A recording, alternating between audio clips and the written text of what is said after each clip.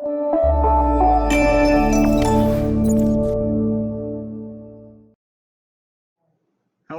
my name is Vicki Iannotti. Welcome to Disability Channel. I am here in Cleveland, Ohio. I am interviewing to my Aunt Vicki from University Columbia, and she's a pediatrician working at Columbia University in New York. Hello, Auntie. Good morning, Matt. It's so nice to be here with you. Well, I'm happy to invite you. Thank you. Thank you. I appreciate that very much. It's a wonderful opportunity. Well, yeah. So I will be starting to ask some questions, if that's okay. Absolutely. Okay, great. So how long have you been practicing in pediatrics? So July, it was 27 years. Okay, well, okay, all right. Yeah.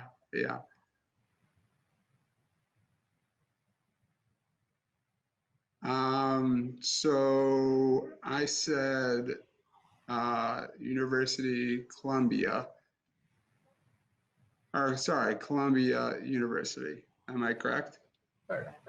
I worked for Columbia University. Okay. Near Department of Pediatrics. Right. In a division, an outpatient division called Columbia Primary Care. And that's Columbia, the main hospitals are in Manhattan in New York City. And where I work is just north of that in Westchester County in Bronxville. And they have a second hospital there, New York Presbyterian Lawrence in Bronxville. Okay. Do you practice in the city or just outside? Just outside the city. Yeah. Okay. Now, how did you choose pediatrics? Yeah. So very, very long time ago in my life when I knew that I wanted to go into medicine. I enjoyed, was fascinated by the human body and medicine as a field. And then specifically, I really enjoyed working with children and taking care of people from when they're born, right in the nursery, all the way through college. And for 27 years, I've been very fortunate to see patients literally grow up from babies to going to school. And it's a wonderful journey. Yeah. Okay, good.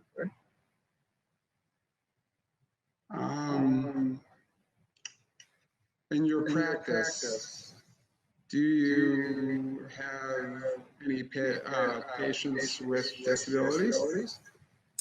So I do. I have many patients with many different types of disabilities. Because I do take care of people from the time they're born. Some children are born with a genetic mutation that gives them an array of disabilities, as well as, illness happens, accidents happen, and people, children that I know become disabled along the way through things such as happened to yourself. Right. Okay. So,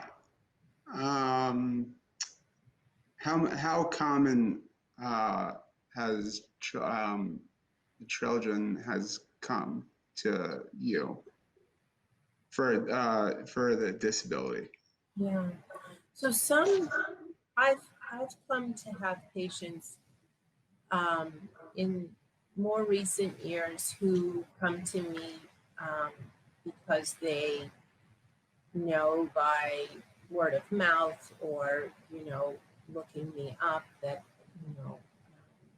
I've developed sort of as a you know an, experientially trained specialty, taking care of kids with disabilities, taking care of kids who are nonverbal, who have syndromes or an array of difficulties that takes a special um, um, sort of extra senses sometimes.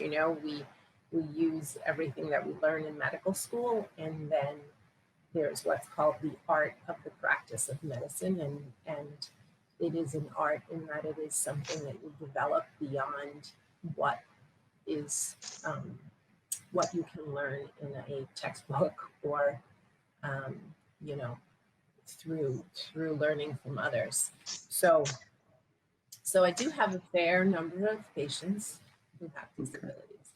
Right. Okay.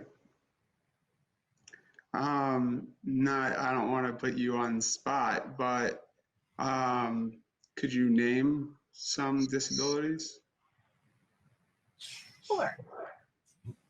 So I have patients who have genetic disorders, Right. some that are unnamed actually because they're pretty rare or uncommon, where they have deletion or duplications on their chromosomes that, um, you know, we know that from taking their blood and having genetic studies, but since it's not a defined syndrome, as I say to the parents, we're not really sure what to expect. And so as they grow, I tell the parents you want to be as positive and push as much in the way of their learning and development. At the same time, balance that with the fact that we know that there are problems and we know that things are going to take time. And that sometimes is the hardest thing. I do have children who have, well-known genetic defects like Down syndrome or trisomy 21, FOXG1 syndrome, comes with seizures that are intractable. And Okay. those are really difficult because, having seizures from infancy is something that really disturbs development. And, medication management is not always able to control their seizure Right. disorders. Yeah. And it's a really uphill battle for the kids and for the families. Right. Yeah, that must be difficult for you. Well, it's sometimes some of the care that I provide is not only for the medical reason that they came in for.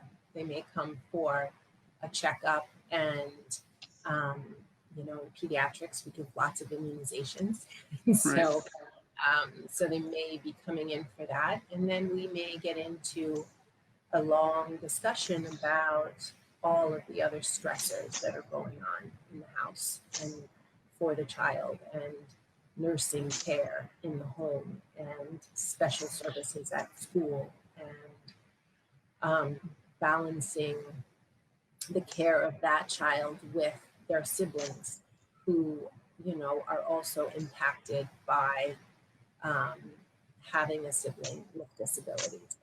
Right. Okay. We're going to take a break after these questions. I'll be asking you sometime soon. So we're going to go to commercial.